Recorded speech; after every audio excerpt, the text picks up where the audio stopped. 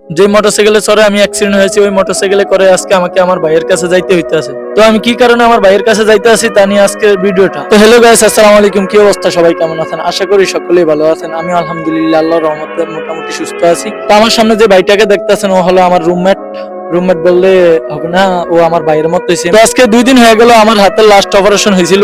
হওয়ার পরে আমার হাতের এক হাতের রডগুলা খুলে ফেলছে, আরেক হাতের রডগুলা 1 বছর পরে খুলতে হবে।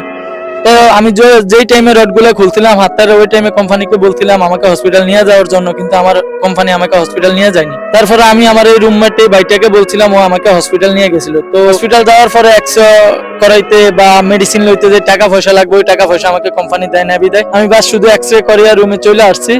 আর হসপিটাল থেকে আমাকে বলছিল যে আমার হাতের একটা ব্যান্ডেজ লাগবে, ওই ব্যান্ডেজটা ইমার্জেন্সি লাগবে। ব্যান্ডেজটা যদি হাতে না লাগাই তাহলে আমার হাতটা বাঁকা হয়ে যাওয়ার সম্ভাবনা আছে।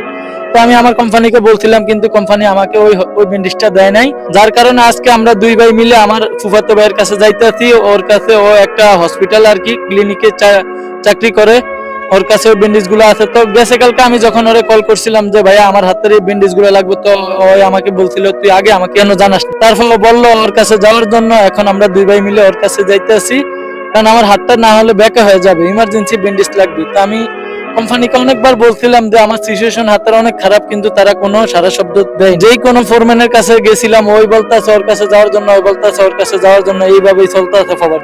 আসলে প্রবাসটাতে কত কষ্ট তা একটা প্রবাসী জানে। এই প্রবাসে আইসা কিছু পাইছি আর না পাইছি, দুঃখটাই পাইছি। এখন যখন আমি কিছুদিন পরে বাংলাদেশে যাবো, তো দুঃখটাই আমার সঙ্গে যাবে, সুখটাকে আর নিয়ে যেতে পারলাম। আমি এই সৌদি আরব যার মাধ্যমে আসছিলাম সে হলো আমার ভাই ব্রাদার, আমার পাশের এলাকায় ওর বাসা। আমি অ্যাক্সিডেন্ট হওয়ার পর থেকে ওই কেমন জানি আমার সাথে যোগাযোগ বন্ধ করে দিছে। আমি রুমে আসছি, রুমে আসার পরে কোম্পানি আমাকে খানার টাকা দেয় না, মেডিসিন দেয় না।